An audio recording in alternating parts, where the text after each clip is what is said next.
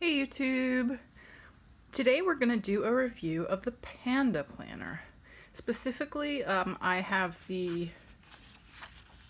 Is it monthly? I thought they called it weekly. Well, anyway, I have the monthly version. I have the version that doesn't have dailies, basically. There is also the regular and the pro.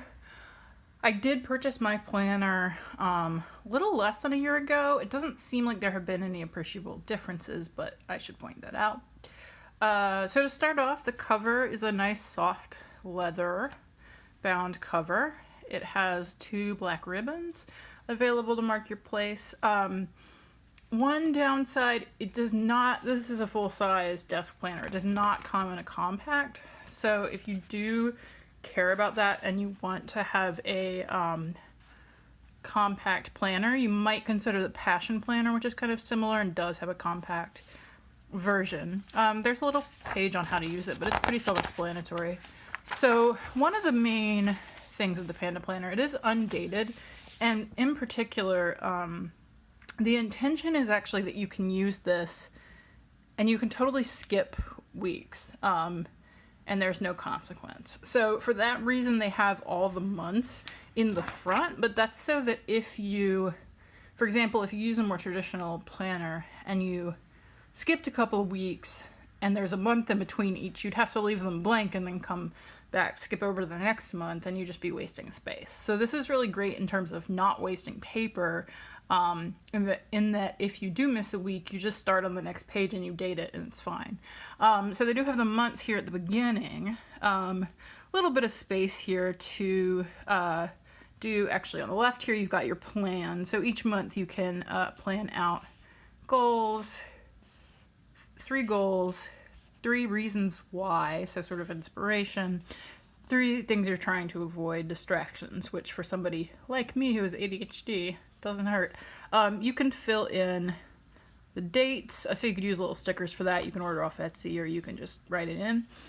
You also have a little H, that's for a habit, so if you do want to track, I mean it's just one box, but if there's one habit you particularly want to track, you can fill in when you've done it.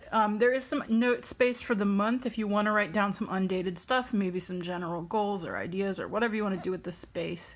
You can do that there, and then there is a review here for 3 wins, 3 insights gained, and 3 ways you'll improve. So one thing I do like about this planner is the kind of mix between structure and flexibility. So you have space for whatever you want here with the notes. You have a fair amount of space, you know, for the calendar boxes, but then you also have some specific prompts. So I do like those prompts, and it's part of why I got this one.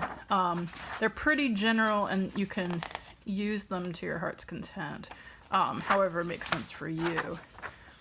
And then we have the page. Hopefully there's nothing particularly confidential that I wrote here. So I actually did stop using this, but I think it's more because of me and the fact that it was a planner in the first place than the planner itself. I think it's a good planner, and I actually do intend to try to use it again in 2019, which I can do. Again, I haven't used it in a year, but I've still got all this, you know, like quite a lot of pages left, and I can just pick up wherever I want.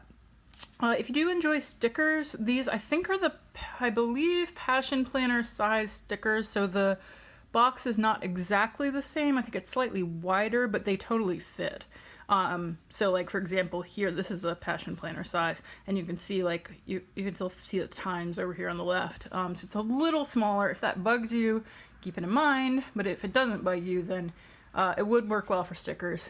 You can see again, you're gonna date the week yourself, and you do have little habit squares again. You can write in what the habit is at the top. 1 weekly focus, which I like just for kind of grounding yourself at the beginning of the week. So this is a good way over here on the left to sort of start your week. And you have what are some challenges. You can do sort of undated tasks, which I really like because a lot of my stuff does not fit into a calendar. It's more what I have to do. And then a little bit of note space. Actually, wait a minute. I should show you. Wait, where is... Hang on. Oh, there isn't one for the first... That's strange. Okay. Huh. Yeah, that is strange. So for every week except for the first one, I guess it makes sense because there is a review of last week, so there wouldn't be for the first, but you do get a little planning space. So, you know, over here on the left of the page, that's a good place to do your planning, but also there's a planning page. So I guess I will actually show you that after I finish this. Each day, so 3 things you're grateful for. You know, cultivating gratitude, there's a lot of research. This is a great way to increase your happiness, so I like that they included that, even though I'm not always great at doing it. A couple things you're excited about, and then just 3 priorities for the day. Again, I think including your focuses here, even if you're like me and if you do computer planning and you have a huge list, just sort of like picking some things for the week, picking a few priorities for the day can be really helpful. You do have a scheduling block, and it has pre-printed times. So it goes from 7 a.m. to 9 p.m. So do keep that in mind if you have a very different schedule. That might not be great for you, but that's how they do it. And then at the bottom, a couple of wins for the day, and then a couple ways you're improved. So it does encourage you to start it and the day in your planner. And then...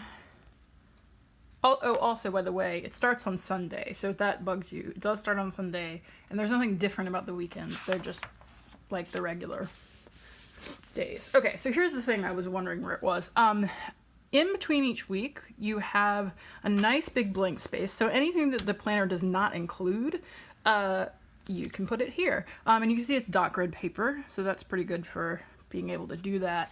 I'll also note in terms of the paper quality, it is fairly thick paper. This is Sharpie pen, not like Sharpie marker. And then this is Tombow felt. What do they call them? Tombow. I don't know. The dual tip with the thicker tip, and you can see there's no bleed. So this paper is quite good if you like playing with calligraphy, pens, etc. Okay, this is what I was looking for. So we have a review of the last week. So 5 big wins. I don't know if you always have 5 big wins. I don't, but it's there. 3 ways you'll improve. And then a nice kind of thing. So this is the planning I was talking about.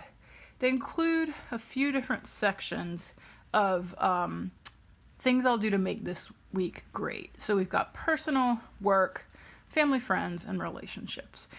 Those categories may not be perfect for you, but you can always write over them, honestly, if you want to change the sections. But I do like the life balance focus there.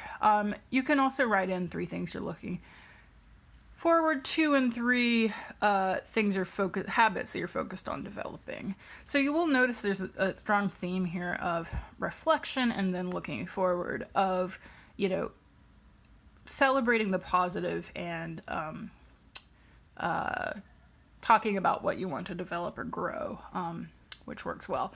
There's a line for just one thing you want to learn that's new, so that's kind of fun.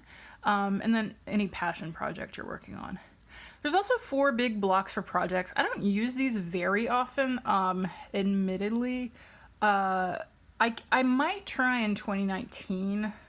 Like, I'm using this kind of as a combo between work and home life, and at work there's a very specific definition of a project. So what I could do is kind of just check in on each of my projects here, except I don't normally have 4 projects, and also I manage people, and that doesn't really like fall into the projects. So what I think I probably will do here is use this more in the GTD David Allen sense of a project, of anything that has multiple steps. So I'll always be working on more than 4 things like that, but maybe just, you know, 4 are the most important things. How are we doing each week? It's really just an encouragement to check in on your ongoing stuff and make sure you're paying attention to it and making steady progress.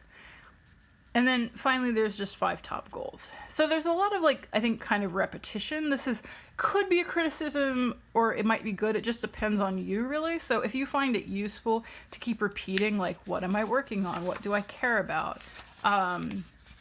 Then you might find it good. I'm just flipping now to a blank page because I'm not sure what's on these pages.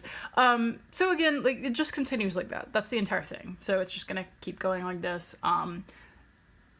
weekly kind of review, and then review and planning, and then the week. So I think this is a great planner to use if you do set aside time for a weekly review. If you don't, you might start to find it overwhelming or be frustrated that you're not filling in bits. Although one thing I do like is the size works pretty well for just going sticker mad on the whole thing. So that's what I tend to do. If I don't have anything to write there, I can stick a sticker in, I can draw something, I can fill it in with washi, you know, whatever you want to do. And you can see, go back to the one I had before because I don't mind sharing it. I kind of tried to do a color theme each week, so you can see kind of an orange and green going here.